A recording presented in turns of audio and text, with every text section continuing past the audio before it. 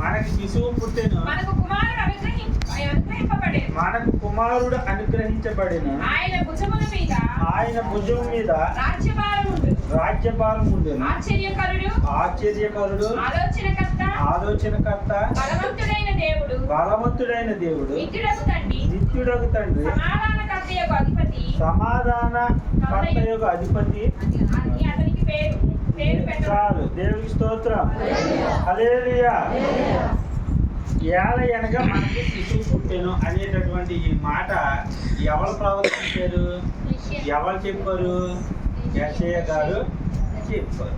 ఆయన ఎంత భక్తిపోతారంటే ఈ యెషయా గ్రంథం రాయబడడానికి, ఆది కాండం రాయబడడానికి, కొత్త నిబంధన గ్రంథం రాయబడడానికి 4000 సంవత్సరాలు గ్యాప్ ఉంది. ఎన్ని వేలండి? 4000 సంవత్సరాలు. అమ్మ నిన్ను ఏం కూర తిన్నావురా? నువ్వే నేనేం కూర ఇస్తున్నావు? పప్పు. మొన్న అవతల మొన్న, ఇక అవతల మొన్న గుర్తుండదు. మనకి నిన్నేం జరిగిందో కూడా మనకు గుర్తుండదు. కానీ యేసు ప్రభు పుట్టక ముందు 4000 సంవత్సరాలు, 1 నెల 2 నెలలు 3 నెలలు కాదండి, 4000 సంవత్సరాల క్రితం యెషయా అనేటటువంటి ప్రవక్త మొట్టమొదటిసారి లోక రక్షకుడు, లోకాన్ని రక్షించడానికి ఒక కుమారుడు పుట్టబోతున్నాడు.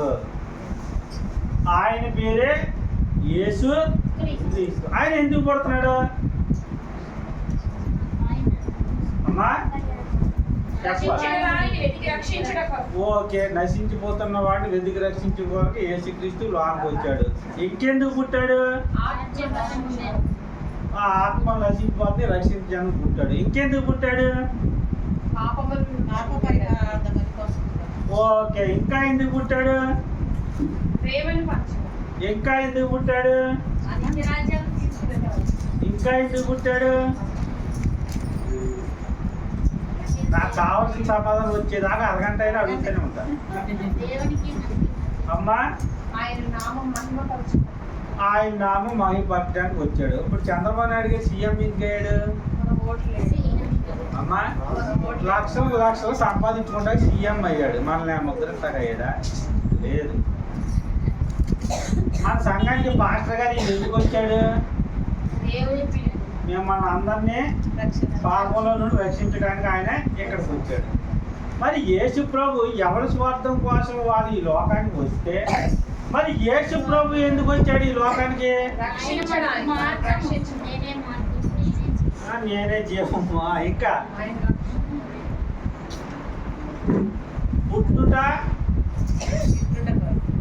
పుట్టినవాడు ఏమవుతాడు? ఆఖరికి మరణిస్తాడా? ఆయన పుట్టింది చనిపోవడం కోసం పుట్టాడు. దేవునికి స్తోత్రం. హల్లెలూయా.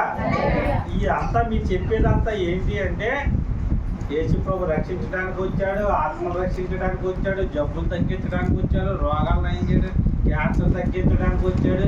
ఇదంతా ఓకే, ఇదంతా ఒక పార్ట్ ఆఫ్ లైఫ్ అయింది. ఆయన బతుకున్నంత కాలం సేవ చెయ్యాలి కనుకనే చేశాడు, అంతే.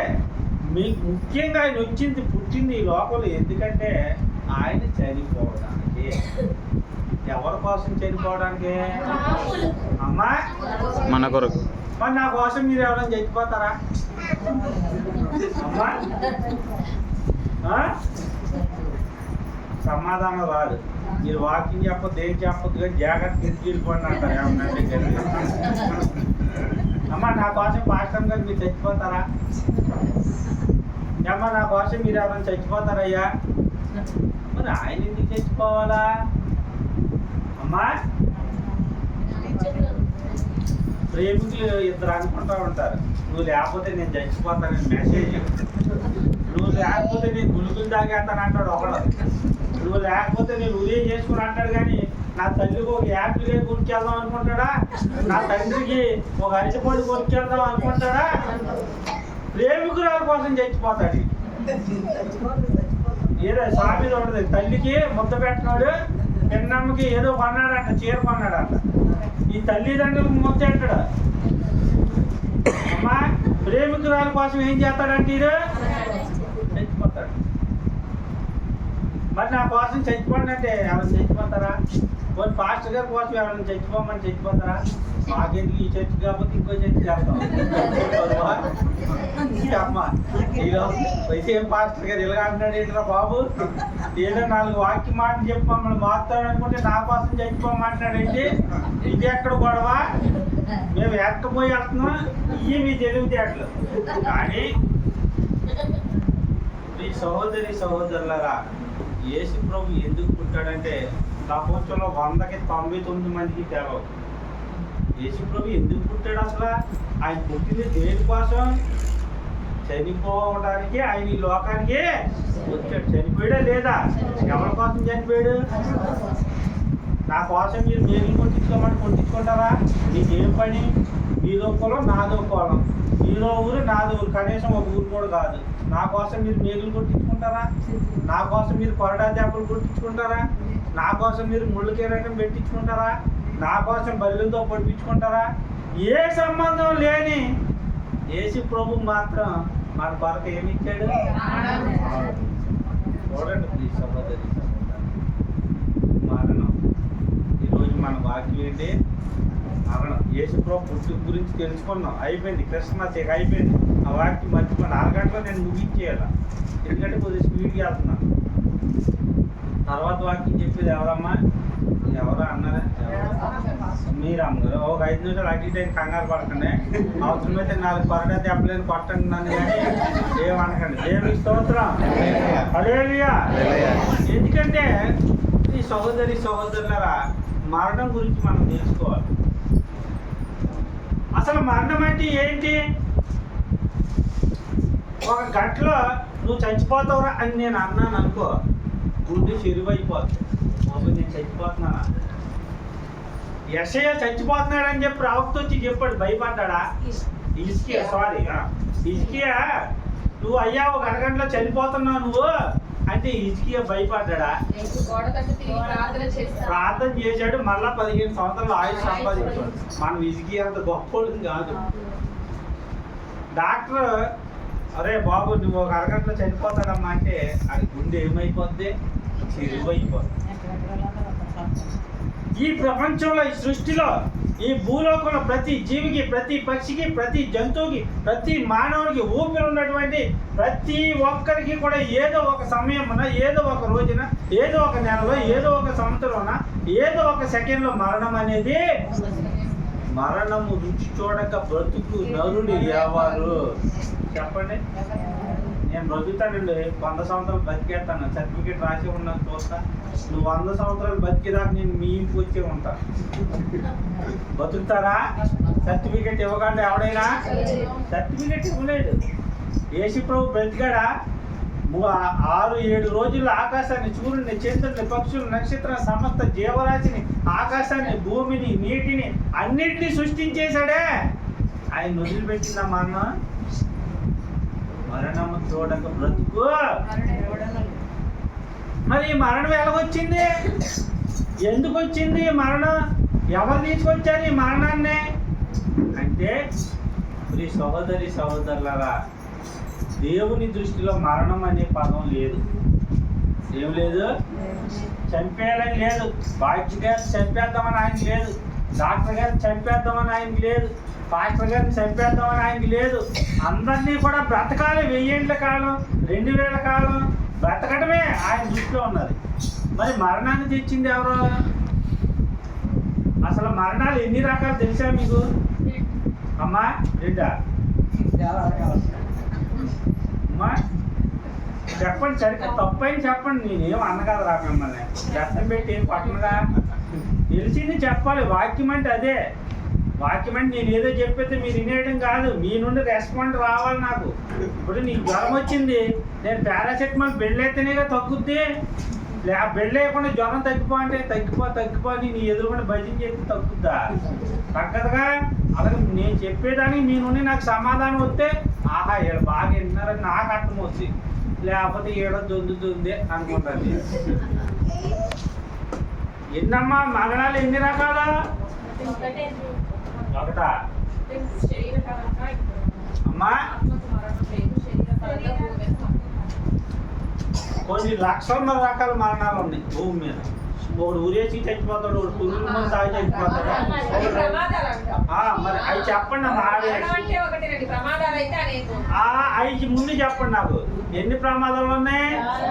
చాలా. మొన్న బైపాస్ లో మా అక్కని స్కూల్ దగ్గర దింపుదామని వెళ్తుంటే భార్య భర్తలు ఇద్దరు చక్కగా, ఇది కార్తీక మాసం కదా, గుడికి వెళ్తున్నారు ఇద్దరిని లారీ నుంచి ఎక్కించింది. తలకాయ పత్తడి అయిపోయింది. ముండలు మాత్రం ఎలగెలగెల కొట్టుకుంటుంది. కేక్ కోసిన కోడి ఎలా కొట్టుకుంటుందా. నిజంగా కళ్ళు నాకు నిజంగా అరగంట సేపు కనపడలేదండి ఆ దృష్టిని చూసి. మేము ఎన్నో శవాలు చూస్తాం, అది ఓకే. లైవ్ లో నేను బండి వేసుకొని లెఫ్ట్ సైడ్ నా రైట్ లో నేను వెళ్తున్నాను, అటు నుండి వాళ్ళు వెళ్తున్నారు. పారిజాతికి గిరి ఉంది అక్కడ, పారిజాతికి గిరికాడ ఇలా రోడ్డు క్రాస్ అవ్వాలి. వాళ్ళిద్దరు పూజకి కంగారు అయిపోతున్నాను. ఎక్సెల్ మీద ఇద్దరు వెళ్తున్నారు చిలక గోరింక కన్నా. ఆ చిలక గోరింక ఆత్మకు రెండు ఆవిరి అయిపోయి లారీ అలా 10 టైర్ లారీ వస్తుంది, ఇద్దరు తలకాయలు ఎక్కిచ్చేసింది. ముండాలు మాత్రం కొట్టుకుంటున్నాయి. చూడండి, కంగారు వచ్చేసి నాకు దడ వచ్చేసింది. ఒక అరగంట సేపు నేను మనిషి అవ్వలేకపోయాను ఆ దృశ్యాన్ని చూసి. మరణం ఎలా వస్తుందండి ఇప్పుడు? వాళ్ళు అనుకున్నారు వాళ్ళు వెళ్ళే దేవుడి దగ్గరికి, వాళ్ళు వెళ్ళే దేవుడి దగ్గరికి వెళ్ళేది. మరి ఆ దేవుడు కాపాడలేదే అమ్మా. చూడండి, కన్ను పాటు రెప్ప పాటు సమయంలో మరణం అనేది సంభవిస్తుంది. ఈ ప్రపంచంలో అత్యంత భయంకరమైన మాట ఏదన్నా ఉందంటే ఏంటది? ఈ దేనికి భయపడ్డ మనిషి? అప్పులకు భయపడ్డు, గొడవలకు భయపడ్డు, కొట్లాటకు భయపడ్డు, దేనికి భయపడ్డ మనిషి? దేనికి భయపడతాడు? సరే బాబు నువ్వు 1 గంటలో చచ్చిపోతావరా అన్నాం అనుకో, మనకు నిజంగా అంత శక్తి ఉంది తెలిసి, నిజంగా దేవుడు మనకు ఆ శక్తి లేదు. కానీ లేక నచ్చని వాళ్ళందరినీ చెప్పించేస్తాం, ఇటు పక్క వాళ్ళందరూ. మనకు దేవుడు ఆ శక్తి ఇవ్వలేదు. అమ్మా ఇస్తే భాగ్యం గారు ఎంతమందిని చంపేద్దరు పూజ అమ్మా. దేవుడు అది మనకు ఇవ్వలే. అయితే మీ సోదరులరా, మరణం అనేది దేవుని దృష్టిలో లేదు. మనం చనిపోవాలని, ఎప్పుడు మనం హ్యాపీగా ఆనందంగా ఇలాగే ఉండాలని చెప్పి, యవ్వనంగా ఉండాలని చెప్పి దేవుడు ఎప్పుడో మనకి ఆజ్ఞ ఇచ్చేసాడు. కానీ మరి మరణం తెచ్చుకున్నది ఎవరో? మనమే. వెరీ గుడ్ తల్లి, బాగా చెప్పు. ఎవరు తెచ్చుకున్నారు మరణం? బండి మీద ఉంటుంది లిమిట్ 40 అని ఉంటుంది బండి మీద. నువ్వు ఎంతలో వెళ్తావు? 60 కాదు. నాలాంటి ముసలోడు అయితే 40లోని 30లోని వెళ్తాడు. అదే అలాంటి తమ్ముడైతే కుర్రోడైతే అమ్మాయి ఎక్కేసరికి 100లో వెళ్తాడు. పైగా బండి కింద నడపడు, గాలిలో ఎత్తాడు. అమ్మా నాలాంటి పాస్టర్ గారు మాలాంటి ముసలోళ్ళు తల మెచ్చిపోయిన వాళ్ళు అనుకో, నిదానికి వెళ్దామా వద్దా అని వెళ్తాం. అది ఆ తమ్ముడు లాంటి కుర్రోడైతే ఎలాగెళ్తాడమ్మా? ఇక ఎంత ఎక్సలెంట్ ఉంటే అంత మట్టాన్ని పట్టుకుంటాడు. ఎదర యాంటీలు లేచిపోతే 1 చక్రం మీద వెళ్తున్నారు బళ్ళు. ఇప్పుడు అలాగే ఉన్నాయి. ఇది వరకు అమ్మాయిలు బండి మీద కూర్చుంటే అంత దూరంలో కూర్చునేవారు. ఇప్పుడు ఇంకా దగ్గరికి వచ్చారు. ఇప్పుడు యాంగీడి మీద అడిపోతున్నారు బండితోనే ఓడి మీద. అమ్మా ఒకటి భుజాల మీద ఒకటి ఈవిడ వేయడానికి అందించారు కానీ బండి ముందుకు వెళ్తలేదు. ఇది వరకు చక్కగా చీర అయ్యి సర్దుకొని వెనకాల చక్కగా కూర్చొని బండి మీద నిదానంగా వెళ్ళేవారు. ఇప్పుడు ఈ అమ్మాయిలు ఎలా తోలుతున్నారు, అబ్బాయిలు ఎలా తోలుతున్నారు, అసలు వైద్యం పైన లేదండి. ఈ తిన్నగా నాలుగు స్లోగా వెళ్ళేవాడికి రక్షణ లేదు.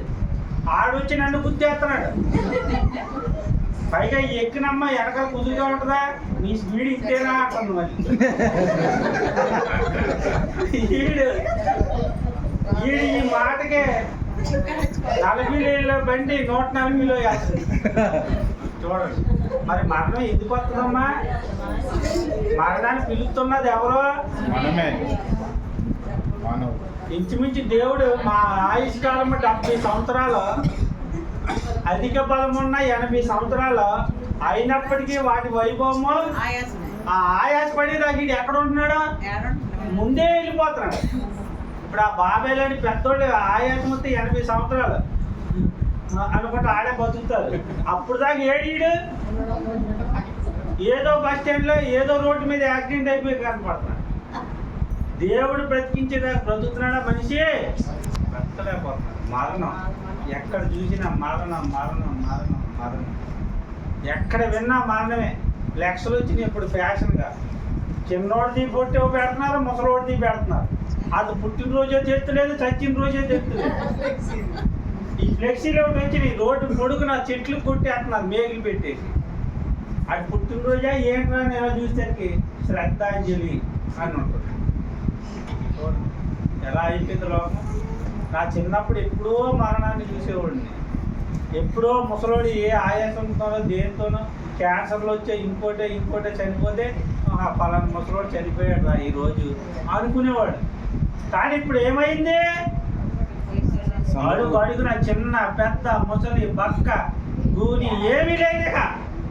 మరణానికి వయసుతో ఈ మరణం ఎవరు తెచ్చేది? చూడండి ఒకసారి ఆదికాండం 2వ అధ్యాయము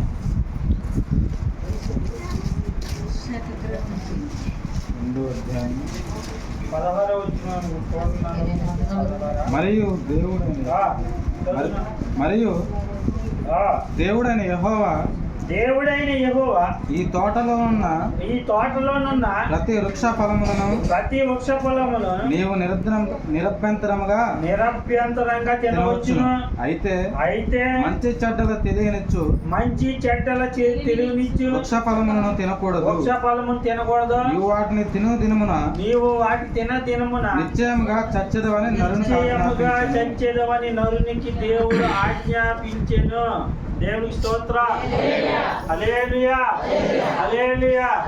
మూలవాక్యం ఇదే. ఈరోజు దేవుడు ఏం చెప్పాడంటే, ఆదాముని అవ్వను సృష్టించిన తర్వాత చక్కగా ఏదోని వనంలో కూర్చోబెట్టి, నానా మీకు ఈ చెట్లలో పళ్ళన్నీ మీయే, అరటిపళ్ళు, యాపిల్ పళ్ళు, ద్రాక్ష పళ్ళు ఇవన్నీ మీయే, తినేయండి, హ్యాపీగా ఉండండి. అయితే మీకు మంచి చెడ్డలను తెలిపేటటువంటి ఒక పండు నేను పెడతాను. అది దయచేసి దాని నీడ కూడా మీరు వెళ్ళొద్దు. అయితే ఒకవేళ మీరు వెళ్ళి ఆ పండు తింటే ఏమవుతారు? మీరు చచ్చిపోతారు. దేవుని స్తోత్రం. ఈ పండు తిని దినమున నిశ్చయముగా నీవు మరణం ఎక్కడ పుట్టింది అమ్మా? అక్కడంటే భూదేవిపేటలోనా? ఎక్కడమ్మా? మాట వినపడండి. Very good. ఇంకా ఏదో తోటలో ఏం చేశారో దేవుడు చెప్పిన మాట విన్నారా? దేవుడు చెప్పిన మాట వినాలిగా. మరి ఎవరు చెప్పిన మాట విన్నారు? సాతాను. నీకు కూడా అంతే. మంచివరే అక్కడ గొయ్యి ఉందిరా బాబు, ఆ ఊపిలోకి వెళ్తే పడి చచ్చిపోతారో ఊపిరి ఆడక అటు వెళ్ళొద్దురా అంటాం. నువ్వు వెళ్ళి ఎక్కడ ఉందో ఆ బ్రాందీ షాప్ పడే కూర్చున్నావు. బ్రాందీ తాగితే ఏమన్నా ఆరోగ్యానికి మంచిదా? ఒరే ఇక్కడ ద్రాక్ష రసం రొట్టెత్తాం, ఆదివారం రారంటే వస్తాడా? ద్రాక్ష రసం ఆరోగ్యానికి ఎంత మంచిది. యేసు యొక్క రక్తము ప్రతి పాపముల నుండి, ప్రతి రోగముల నుండి మనలను. ఇక్కడ ఉన్న ద్రాక్ష రసం తాగో. అది ద్రాక్ష రసమే కదండి, పాస్టర్ గారు అంటాడు. అది ద్రాక్షలు తయారు చేస్తారండి, మీకు తెలవదండి. నాకు తెలియదు అంటాడు మళ్ళాడు. ఒరే ఎందుకురా నువ్వు ప్రాణం మీద తెచ్చుకుంటావు? ఎందుకురా ఈ మందు అలా తాతో లివర్ పాడైపోతారా, కిడ్నీలు పాడైపోతాయి, ఊపిరితిత్తులు పాడైపోతాయిరా, ఎందుకురా అది తాగకూడదంటే మా ఫ్రెండ్ ఒకటి చెప్పాడండి, అది ద్రాక్ష రసమేనంటగా, ద్రాక్షకాయలు మరగబెట్టి తీస్తానంట. అంత ప్రపంచం మీద నేనేం చెప్పగలను? లేక వెళ్ళి నీ సాగు నువ్వు సావరా, ఆ ద్రాక్ష రసం మీద తాగి నువ్వు చచ్చిపో, 4 రోజుల తర్వాత నిన్ను మోసుకుపోతారు అన్నాను. ఇంకేమంటాం మనం? ఊపుంది నువ్వు వెళ్ళలేదు దూకుతానంటే నేనేం చేయగలుగుతానా? ఏమీ లేదు. మరణం కొని తెచ్చుకున్నది ఎవరో? మనమే. దేవుడి మీద ఎడతాం అనాచరంగా. అయ్యో దేవుడు ఒక 2 రోజులు బతికితే బాగుండే, ఏ తొందరపాటు వచ్చేసింది, ఆయన తీసుకుపోయాడు మంచి మనిషిని.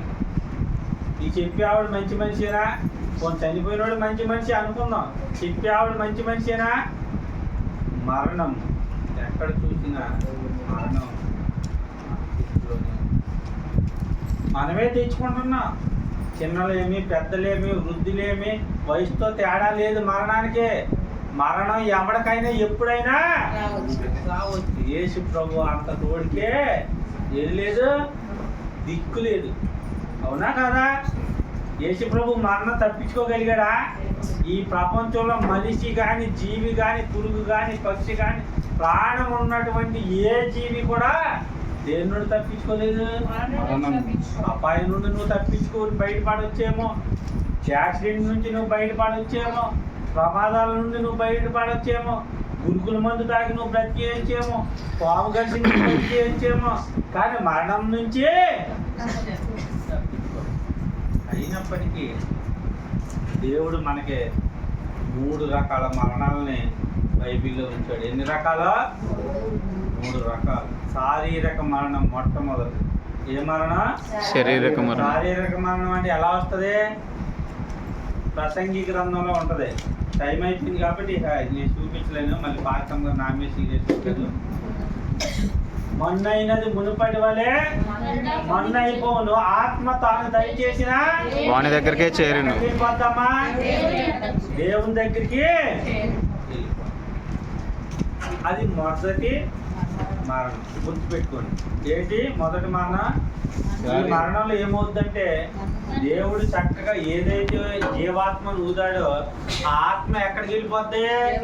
దేవుని దగ్గరికి వెళ్ళిపోద్ది. అందరూ అంటారు గాలిలో తిరిగింది, రాత్రి వచ్చి నా మీద ఆడిపోయింది, నాకు నిద్ర లేకుండా చేసింది, అబ్బో ఆడు చచ్చాడు కానీ ఇంకా పైకి వెళ్ళలేదు, ఇద్దమ్మటే నా చుట్టూరే నా గుమ్మంలోనే ఉంటున్నాడు. ఇవి మనం సృష్టించుకునే మాటలు. అమ్మా బొమ్మలో ఉంటాడా? నువ్వు పడుకుంటూ వచ్చి నీ పేరు నొక్కుతాడా? మరి ఎక్కడ ఉంటాడమ్మా? మొన్నైనది మునుపటి వలె మొన్నైపోవును, ఆత్మ తాను దయచేసిన దేవుని వద్దకే. ఇందాక తిరగదు, ఇందాక తిరిగితే దురాత్మలయ్యి నీలో ఇంకో పిశాచులు కూడా ఉంటాయి. నీలో మంచి ఎంత ఉంటుందో చెడ్డ కూడా నువ్వు మంచి చేస్తే మంచి దెయ్యాలు నీతో ఉంటాయి, నువ్వు చెడ్డ చేస్తే చెడ్డ దెయ్యాలన్నీ నీతోనే ఉంటాయి. అది నీ ప్రవర్తన మీద ఆధారపడి ఉంటుంది, నీలో ఏ దెయ్యం ఉన్నది.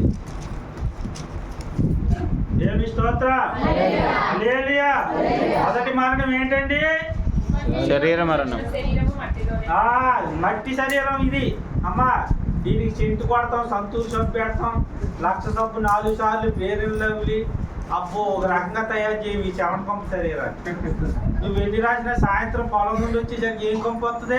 చెమట కంపు. అబ్బా ఇది మట్టి. అదేదో దేశముందు సినిమాలో అమ్మ అల్లు అర్జున్ అంటారు, సినిమాల గురించి చెప్తే మీకు బాగా అర్థమవుతుందని చెప్తున్నా. మట్టి శరీరమేగా నాతో వచ్చి అంటుంటాడు హీరోయిన్.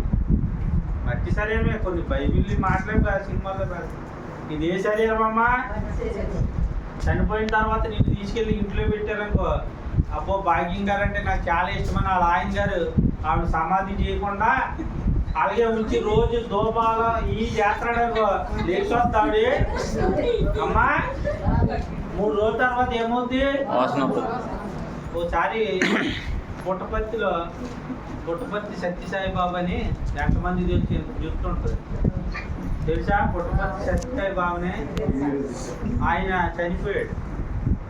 చనిపోతే ఆ చుట్టుపక్కల దూతలతో చెప్పాడంట. దూతలు అంటే ఈ పరిమాణాలు 4 నేర్చుకుంటాడు కదా ప్రతి ఓడు.